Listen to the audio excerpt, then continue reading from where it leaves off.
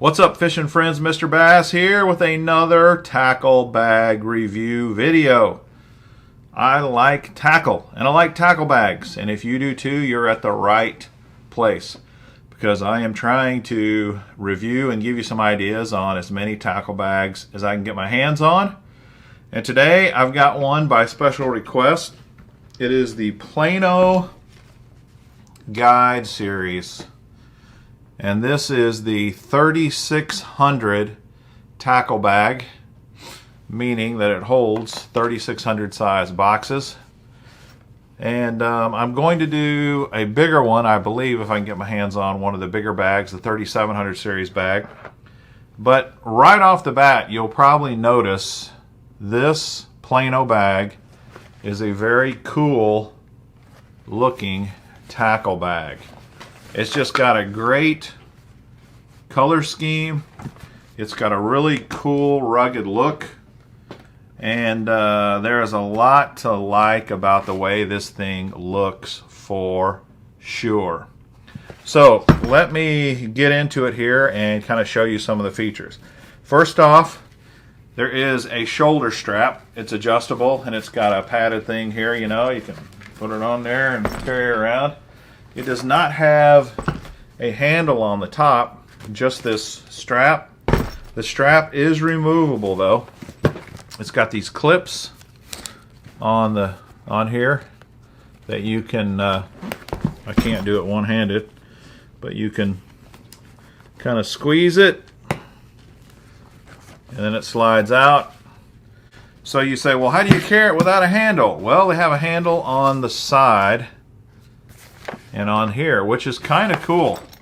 You can hold it this direction, you can hold it this direction, you can hold it with both the handles, or you can put the shoulder strap on and carry it however you want to do it. But you know, a lot of times that shoulder strap is just a pain, it's in the way. So to have a way to carry it without the shoulder strap, I think is nice. Alright, another great thing, look at this molded plastic bottom with rubberized non-slip feet. This is an awesome feature to these bags, and I've told you in my other tackle review videos, I like a hard bottom. I like a plastic hard bottom that doesn't leak. You can't get water in through the bottom of the bag. And these feet with little rubberized non-slip cushiony things here, this is great. I really think that's a cool part of this bag. Another cool thing is this laser cut molle all over this. It's on there, it's on this pocket, it's on this pocket, and of course you can attach all kinds of things through these molle loops. So in theory it's a small bag, but you could expand it with a lot of add-ons if you wanted by using these molle loops. Okay, another incredibly unique feature, and this is unique. I am not aware of any other bag that does this. It's off the charts, next level, out of the box thinking. And it's what they call the drop zone. Look at this. On the lid, you've got this thing that says drop zone. And there's 3 points here. What are these? These are magnets in the lid. And what are those for? They're to put your lures on. You can put tools on it. Check out those pliers. It's not a bad idea. You know, you got a spinnerbait, you got a chatterbait, you got a jig hook. Here's a spinnerbait right here. You got a spinnerbait.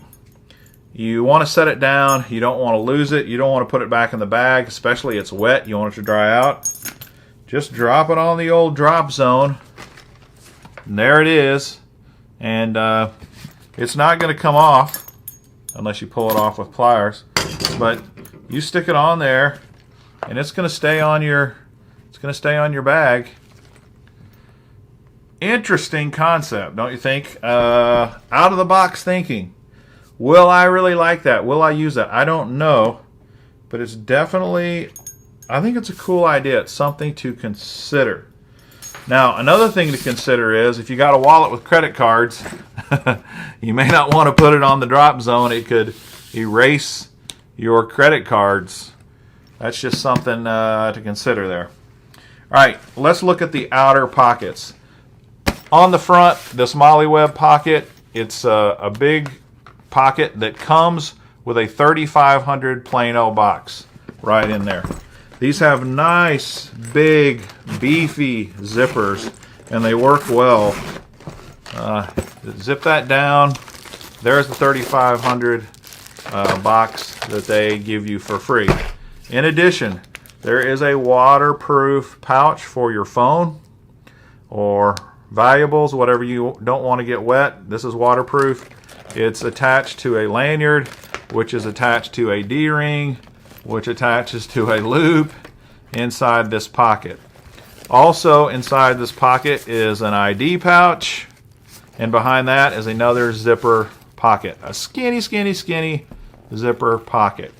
So there is more storage in here than meets the eye though. This is not a waterproof bag. It is made out of 168 denier that's PVC coated on the inside, so it will be water resistant. But if you're in a downpour, you're probably going to get water either through the fabric or through the zippers. Just keep that in mind. So that's the front pocket. Then you turn to the sides. The sides underneath the handle has just a little cram pocket, if you will. And then behind it, beefy zippers again, and just a pocket. Good sized pocket. Easily could put a spool of line in there. You could put a spare reel in there. You could put a lot of things in there. On the flip side is another pocket with a stuff pocket, and then another zippered pocket identical to the other side. That's the front and the two sides. And then on the back they have a super skinny stuff pocket as well. It's got some drain holes in it. It's got two Velcro latches. You could cram stuff in here, but it's not, it doesn't have any gusseting, so it's not going to expand. It's not going to get any bigger than that. But, you could put a few soft plastics in there. You could put some hand tools, yada, yada, yada. They also have these loops, and they say these loops are for tools or whatever. I don't know how you could get a tool in any of this. You could put a D-ring there and then attach a lanyard or something. I could attach my culling clips to this, my culling balls. But these straps, I don't know how useful they'd be, but there's two on every corner.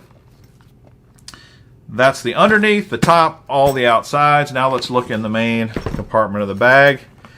If you zip it open, again, two beefy zippers. The lid, of course, has the magnets on it.